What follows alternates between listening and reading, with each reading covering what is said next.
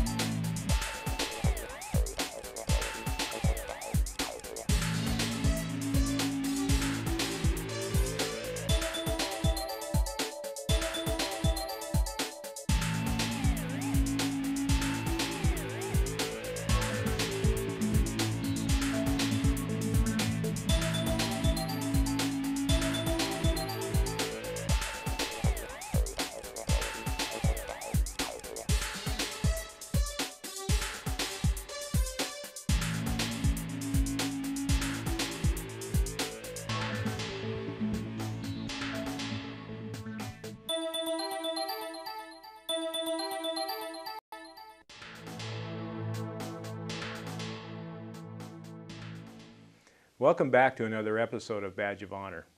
During our last behind the scenes segment, we took you on a quick tour of the police department and showed you some of our operations. Now we would like to show you the most valuable part of our police department, a police officer.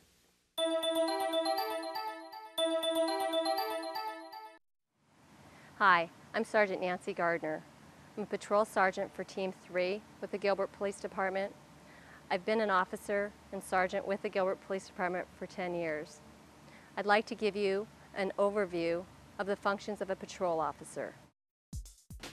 Gilbert Police patrol officers work 4 10-hour days per week and are required to bid for one of 4 specific team shift times, which he or she chooses to work each year. The 4 different shifts available to work are from 6 a.m. to 4 p.m., from 12 noon until 10 p.m., from 3 p.m. until 1 a.m., and from 9 p.m. until 7 a.m. A police team is usually made up of between 7 to 10 officers. Each officer on a team is also assigned to a different beat or a geographic area in Gilbert. Gilbert is basically broken up into 5 different police beats for which the officer patrols and becomes familiar with during his or her one-year assignment. A patrol officer's shift usually starts with a 20-minute police briefing. This briefing would usually begin with a uniform inspection and end in discussions about training, previous calls for service, and a review of the department's briefing book, which contains information on important local issues, past and current investigations. This briefing would be run by the team's supervisor or sergeant. A patrol officer's chain of command, or otherwise known as the department's table of organization, is depicted like this: officer, sergeant, lieutenant, commander, and chief of police. Upon completion of the patrol briefing, officers will be assigned vehicles where calls for service will already be waiting for them. During a 10-hour period of time, between 90 to 150 calls for service will come into the police department, causing most all on-duty officers to run from one call to the next during their shift. Some of the more frequent calls for service officers respond to on a regular basis are such things as alarm calls, vehicle accidents, home and vehicle burglaries, and many times neighborhood issues. A police officer's main priority is to serve the public and protect the public, to be available to back up another officer if needed. A patrol officer handles the initial response of a situation and determines whether it is necessary to call in a specialty unit to assist. Officers who have served at least 2 years in a patrol capacity have the ability to apply for specialty assignments. Some of the specialty units patrol officers can apply for include the Investigations Unit, the Emergency Response Unit, or known as our SWAT team, the School Resource Officers, the DARE positions, and jail transport. Hopefully, this short overview has given you an opportunity to have a better understanding of the day-to-day activities of a patrol officer here in Gilbert. Thank you. And if this segment of the show has sparked your interest in police work, you can obtain further information on our ongoing hiring process by calling area code 480-503-6534.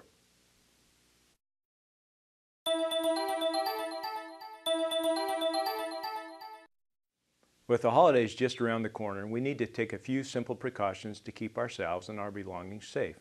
Here with a few holiday safety tips is Crime Prevention Specialist Vickie Owen. Thanks, Chief. 'Tis the season to be jolly, but it's also the season for heightened crime. Burglars, thieves, and pickpockets do some of their biggest business during this time of year. Here are 12 safety tips for you to follow this holiday season.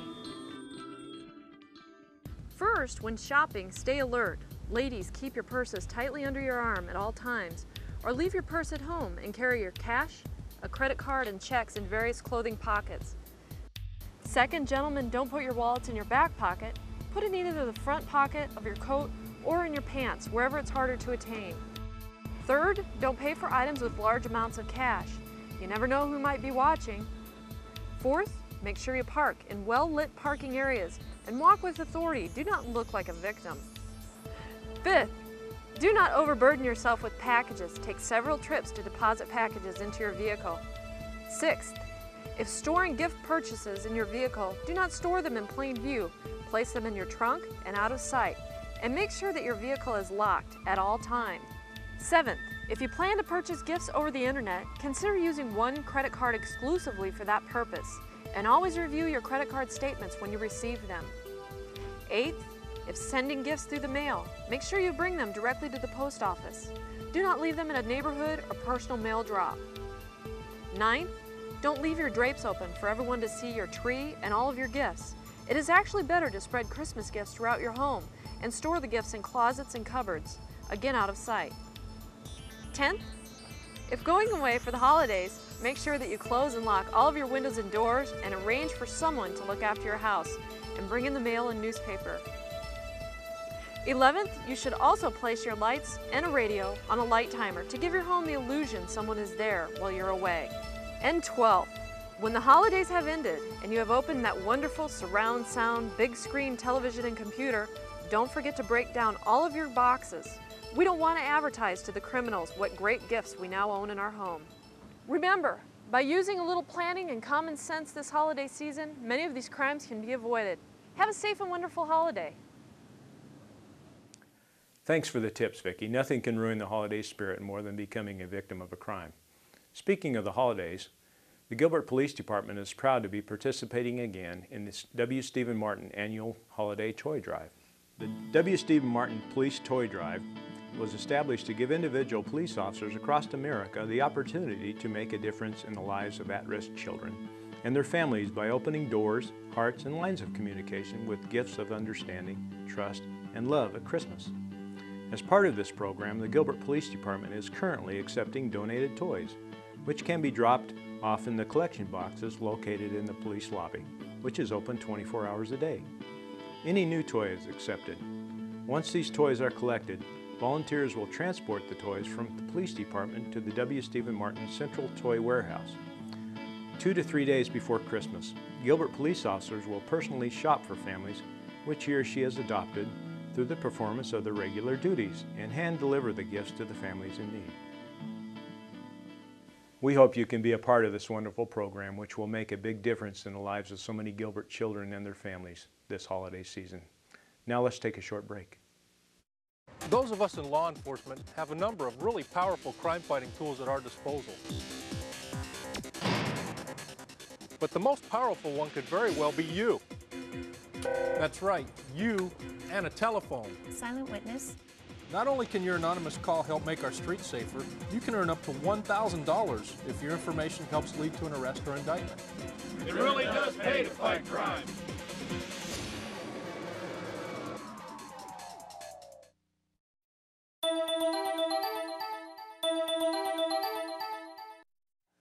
As part of our Badge of Honor programming, we would like to profile some of our investigations in hopes that someone may have some information that would help us solve the case.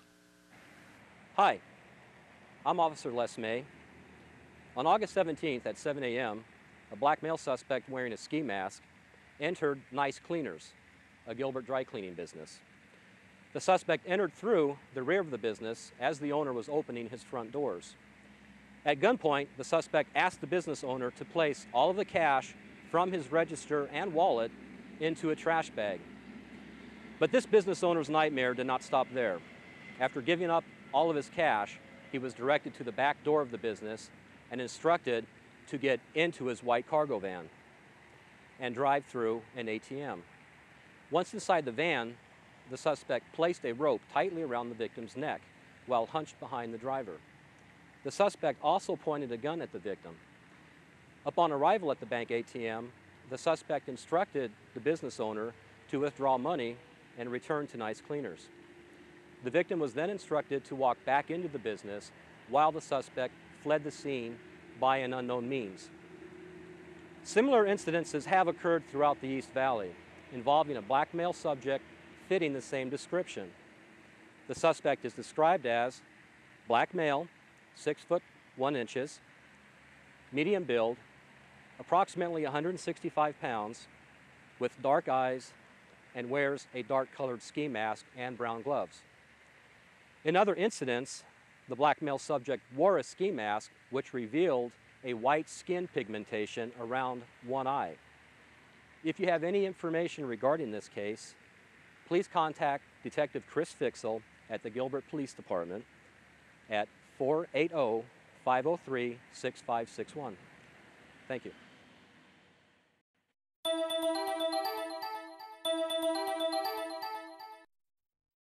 With school underway here in Gilbert, I thought it would be appropriate to have the supervisor of Gilbert's School Resource Officer program here to give us a little information about school resource officers. Sergeant Amaya. Thanks, Chief. Currently in the town of Gilbert, we have specially trained full-time police officers assigned at each one of the junior high and high schools in partnership with the Gilbert Unified School District. The presence of each of these officers is important in many different ways. They conduct police-related investigations while on campus. They teach law-related education to the students. They also counsel and mentor the students, and also provide an additional source of security for the school.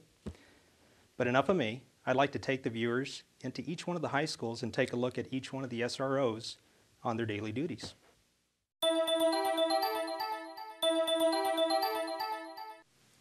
My name is Henry Stuckey, and I'm the School Resource Officer at Higley High School. Higley High School is a brand new school which just opened up in the fall of 2001.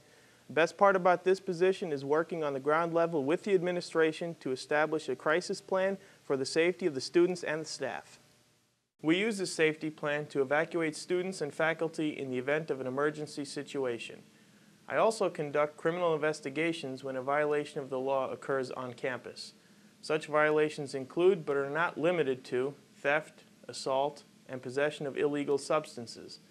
Many times criminal activity can be averted if the potential victim takes the necessary precautions. It is an important part of my job to educate students on how to avoid becoming a victim, therefore reducing crime. As a school resource officer, I become familiar with the students and are aware of potential problems which may be brewing.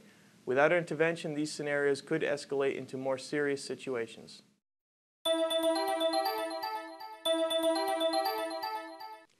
Hello, my name is Robert Bell, and I'm the resource officer at Gilbert High School. I'm in my third year at Gilbert High School as the resource officer. And one of the things I enjoy most about the position is building a rapport with students, which is something I didn't necessarily get the opportunity to do when I was a patrol officer. There are many proactive facets to the school resource officer. With nearly 3,000 students, Gilbert High School provides an incredible opportunity for classroom instruction. The school resource officer provides a wide variety of law-related education topics to the students. Topics such as constitutional law, personal safety, search and seizure, careers in law enforcement, and driver safety are focused upon. The classroom provides a unique opportunity for students and law enforcement to build positive relationships. Along with classroom instruction, opportunities arise to educate students on an individual basis. Students are taught proper conflict resolution skills when interpersonal problems arise.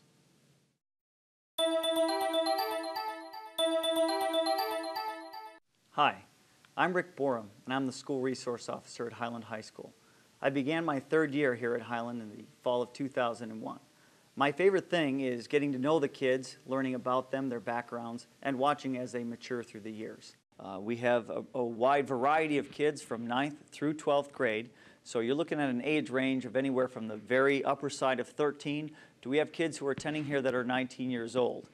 That's certainly at the top end of it. So your average kid 15, 16, 17 years old. One of the things I really enjoy doing is on a day-to-day basis is informally speaking with kids either in the cafeteria, in passings of the hallways, where kids will come by and sometimes just touch base by saying hi. If something is going on in their lives that they feel is important or that they want to bounce off of me, either just because they have questions or concerns, then that's a good place for them to be able to find me as a police officer and simply as an adult here at this campus. I feel extremely supported by the administration through the Gilbert Unified School District and through Ken James here personally at the high school. That allows me to do my job and to put into effect the safety, the enforcement, and the education that's necessary in dealing with the student population here at the high school. Hi, my name's Mike Bishop. I'm the School Resource Officer at Mesquite High School. A large part of what I do is enforce laws and create a drug-free school zone. I like my students to know that I'm firm but fair and always approachable. With a student body of over 2,800 students, there are bound to be violations of the law that need to be addressed and properly documented in a police report.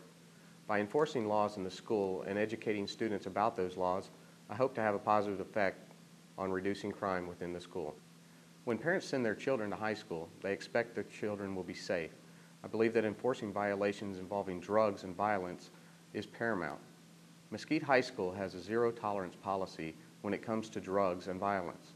As a police officer, my responsibility is to enforce the crime-free school zone laws that have been enacted to allow for stricter enforcement within the schools and the areas that surround the school. By enforcing laws and maintaining a drug-free school zone, both parents and students can be more confident in their safety while getting a quality education. That concludes this episode of Badge of Honor, and we hope to see you again next time.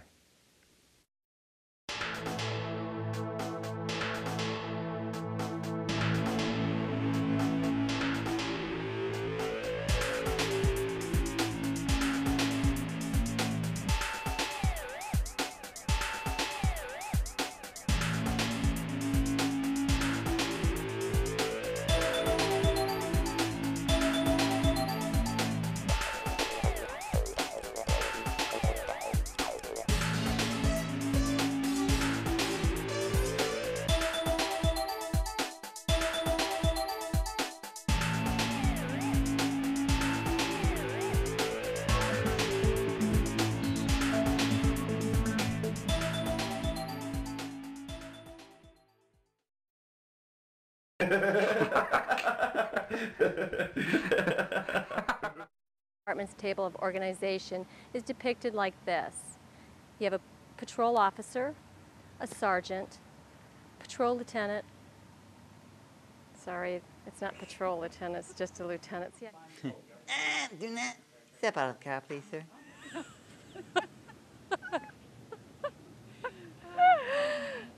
A sergeant. You have a lieutenant, and then you have the chief. Whoops, forgot the commander. Start over. Hello, I am stumbling over my words. My name is Henry Stuckey, and I'm the School Resource Officer at Higley High School. Higley High...